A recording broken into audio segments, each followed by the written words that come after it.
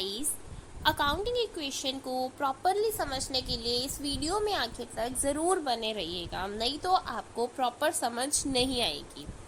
Let's start accounting equation.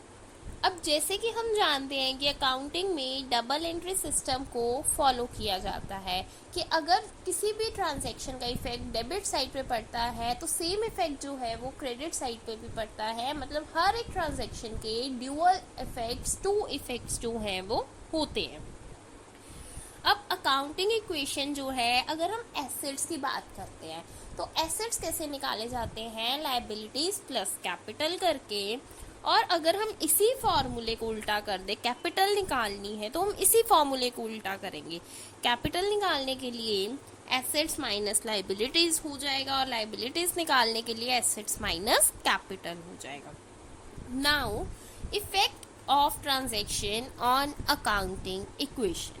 अब हर एक transaction के, जैसे कि हमें पता है, ड्यूअल इफेक्ट्स होते हैं, तो इसमें भी इसको भी दो पार्ट्स में डिवाइड किया गया है कि ट्रांजैक्शन के इफेक्ट्स जो है वो सेम साइड पे हो सकते हैं या फिर ऑपोजिट साइड पे भी हो सकते हैं। सेम साइड का मतलब क्या है, अगर तो कैश डिक्रीज हो रहा है, मतलब हम कैश पे फर्नीचर परचेज कर रहे हैं, मतलब फर्नीचर हमारे पास आ रहा है, कैश जा रहा है।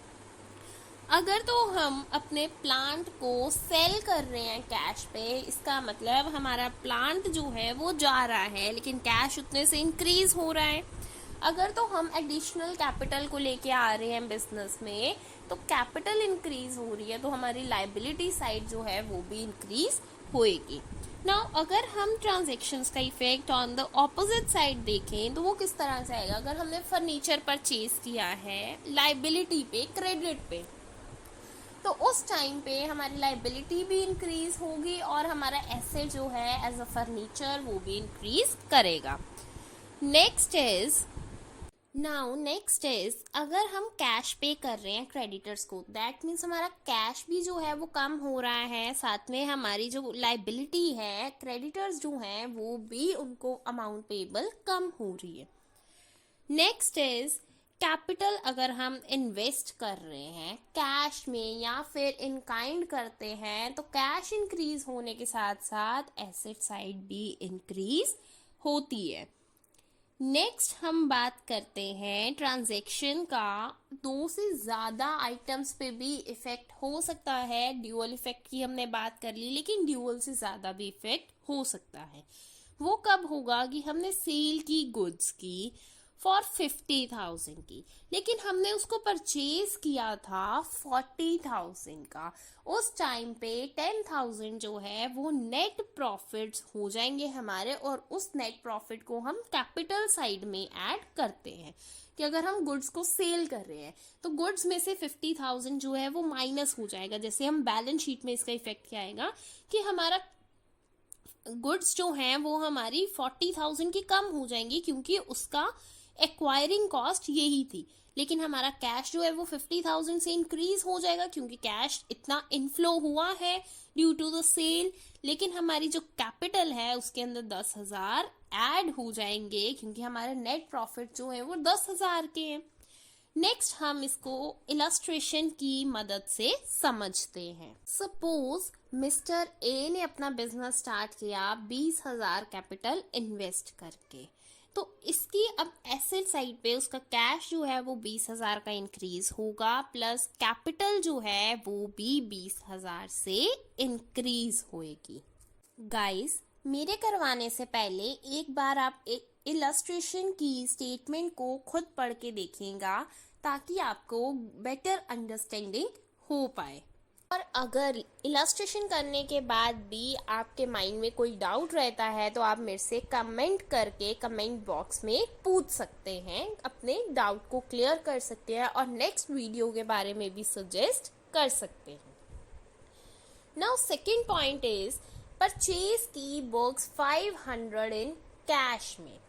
दैट मीन्स 500 इन कैश में परचेज की, तो मतलब कैश में से 500 कम हो जाएगा, बुक्स में 500 ऐड हो जाएगा। ये सेम साइड पे इफेक्ट आ रहा है। थर्ड इज परचेज किया हमने फर्नीचर 1000 का कैश में, मतलब 1000 हमारे कैश में से कम हो गया, वो 18500 हो गया, और फर्नीचर में 1000 ऐड हो गया। नेक्स्ट इज स्टॉक जो है वो हम 2000 का परचेज कर रहे हैं क्रेडिट पे।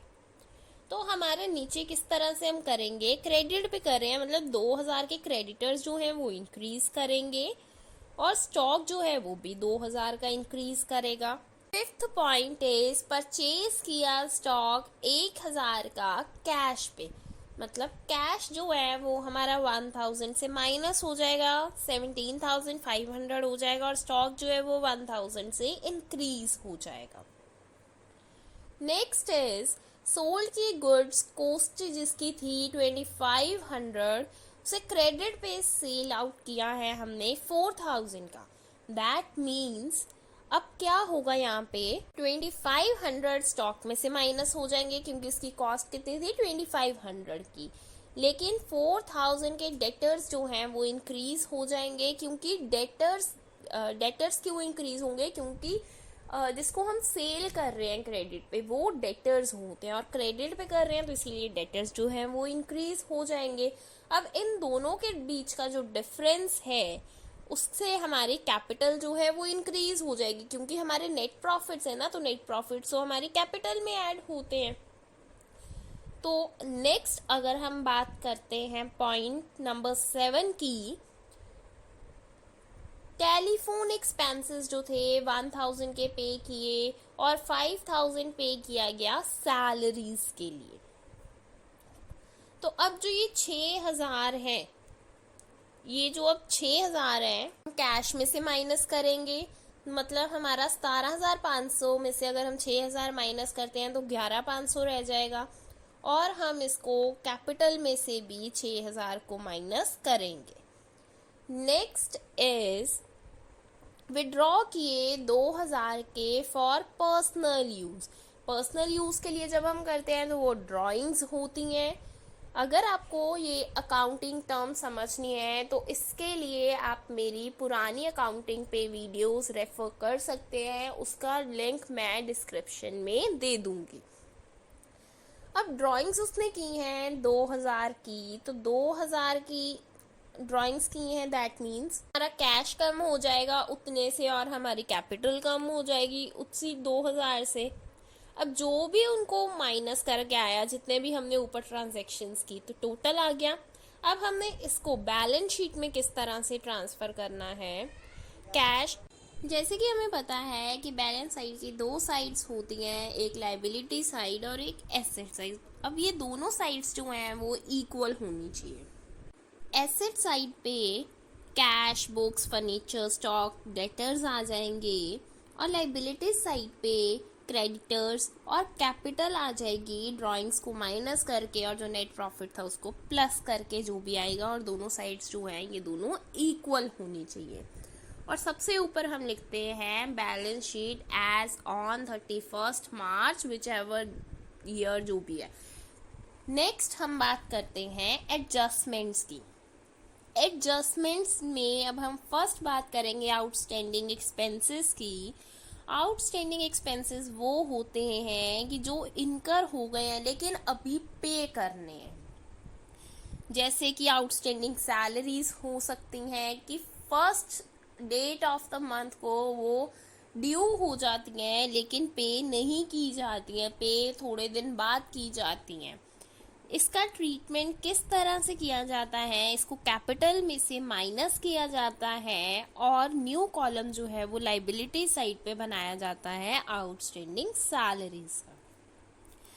या फिर प्रीपेड एक्सपेंसेस। प्रीपेड एक्सपेंसेस में क्या क्या आ जाएगा कि जो एक्सपेंसेस हमने पहले से पे कर दिए हैं, जैसे कि इंश्योरेंस प्रीमियम पे कर दिया है एडवांस में। अब इसका ट्रीटमेंट क्या होगा कि इसको कैश में से माइनस किया जाएगा और एसेट साइड पे एक और कॉलम जो है वो बना दिया जाता है। Next is accrued income.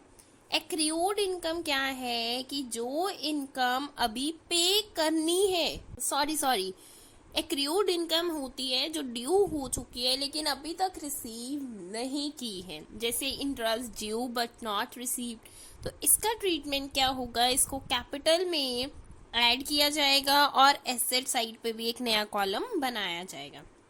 Next is income received in advance, जो एडवांस में रिसीव कर लिए है इनकम, तो वो क्या है, उसको कैश में भी ऐड किया जाता है और लाइबिलिटी साइड पे भी एक नया कॉलम बनाया जाता है, जैसे कि रेंट रिसीव्ड इन एडवांस।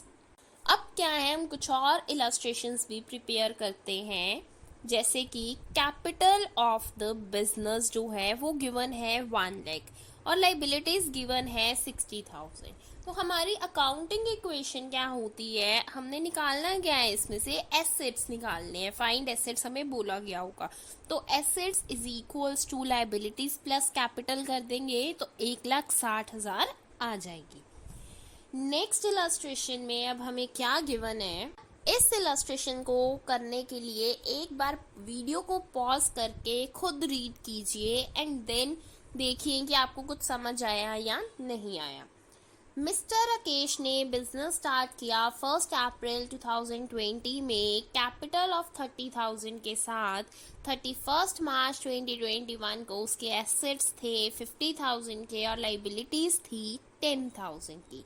तो उसकी क्लोजिंग कैपिटल कितनी होगी और प्रॉफिट्स कितने होंगे। अब जैसे कि हमें पता है टोटल एसेट्स अगर हमने निकालनी है तो वो किसके इक्वल होते हैं, कैपिटल प्लस लाइबिलिटी के इक्वल होते हैं। अब यहाँ पे हमें क्लोजिंग एसेट्स और क्लोजिंग लाइबिलिटीज गिवन है, तो क्लोजिंग कैपिटल जो है वो निकल आएगी। उसका फॉर्मूला क्या होता है, closing assets minus closing liabilities करके। अगर प्रॉफिट्स निकालने हैं तो उसका फॉर्मूला क्या होता है, closing capital minus opening capital करके। तो इससे हमारा 10,000 जो है वो प्रॉफिट्स आ जाएंगे। कुछ और रूल्स भी हैं, जैसे कि क्लोजिंग कैपिटल का एक और फॉर्मूला होता है closing assets minus closing liabilities, जैसे कि हमने ऊपर वाली इलस्ट्रेशन में देखा। अब क्या है, ओपनिंग कैपिटल निकालने के लिए क्लोजिंग कैपिटल में ड्राइंग्स को प्लस किया जाएगा, एडिशनल कैपिटल माइनस कर देंगे और प्रॉफिट्स जो होंगे उसको भी हम माइनस कर देंगे। नेक्स्ट इज अगर प्रॉफिट्स निकालने हैं तो प्रॉफिट्स निकालने के लिए क्लोजिंग कैपिटल में ड्राइंग्स को प्लस किया जाएगा, माइनस कर देंगे एडिशनल कैपिटल को, माइनस कर देंगे ओपनिंग कैपिटल को। मतलब ओपनिंग कैपिटल और प्रॉफिट्स का फॉर्मूला जो है बिल्कुल उल्टा एक दूसरे से। नेक्स्ट इज ऑनर्स कैपिटल निकालनी है एट द एंड। तो ओपनिंग कैपिटल जितनी भी होगी उसमें जो भी नेट प्रॉफिट है, रेवेन्यू है, उसको प्लस कर देंगे, एक्सपेंसेस को माइनस कर देंगे, ड्राइंग्स को माइनस कर देंगे, तो owners capital at the end आ जाएगी। टोटल लाइबिलिटी निकालनी है तो कैपिटल प्लस क्रेडिटर्स कर देंगे तो टोटल लाइबिलिटी आ जाएगी। Thank you so much guys for watching the video. If you like the video, kindly click on subscribe button to watch more videos relating to accounting and personal पे भी pin ज़रूर करिएगा। Thank you.